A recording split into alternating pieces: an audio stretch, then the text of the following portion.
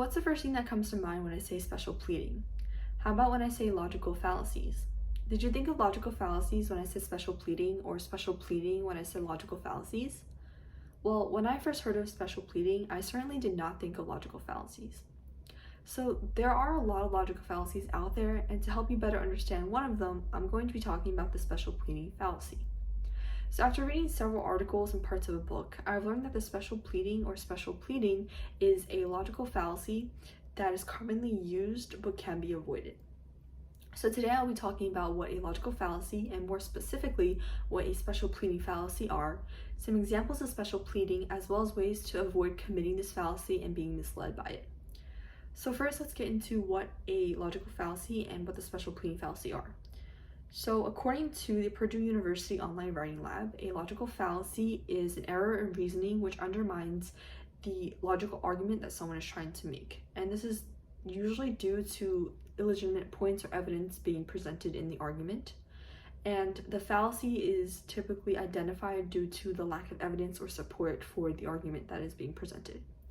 And a special pleading is a specific type of logical fallacy, which is defined by philosophers as well as Bradley Dowden, who is a philosophy professor at the California State University, as a situation where the reasoner is inconsistent with their application of their principles. So they will apply their principles to various situations. However, when it comes to a situation that they're trying to explain, or a situation that is more personal, the principle no longer applies.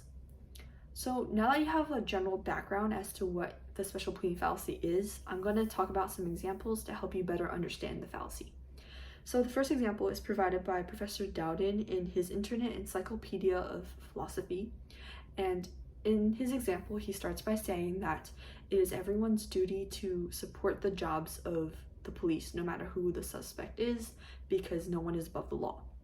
And then he later goes on to say that if the police were to actually approach him and ask about his neighbors and a robbery that's been happening in his building, he doesn't know anything because he doesn't want to rat someone out. And the principle that is being misapplied here is the idea of how everyone should be supportive of the police in their jobs because no one is above the law. He applies it to the general public. However, when it comes to him personally, the principle no longer applied. And another example to help you better understand this fallacy is more personal and maybe more relatable, and it's this. So like many other people, I have several celebrities that I look up to or support more and are more actively following. And I like to think that I don't actually know these celebrities because they are, after all, celebrities, and it's their job to portray some kind of character to have the public associate themselves with. So over the summer, a celebrity that I really liked and supported got into a scandal that was really out of their character.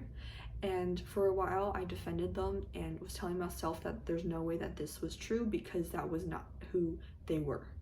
And so the principle here that is being misapplied is that I don't personally know these celebrities. So I applied it to general celebrities in general, but when it came to someone that I looked up to and liked more, the principle no longer applied. So now that you know what special pleading is, I'm going to get into some ways that can help you avoid committing this fallacy as well as being misled by it. So in order to avoid committing this fallacy, you have to have a good and strong argument. And in order to do so, according to Cassiano Terra Rodriguez, who is the author of the book Introduction to Philosophy Logic, there are 3 questions that you should be able to answer in order to have a good, strong argument. So the first question is, does the premise support your conclusion? So in the case of special pleading, does the principle that you're stating support the conclusion that you're trying to get to? The second question is, are the premises well supported? So in special pleading case, it's, does the principle that you're stating, is it well supported by the situation at hand? And the last question is, does the argument include all relevant and important information?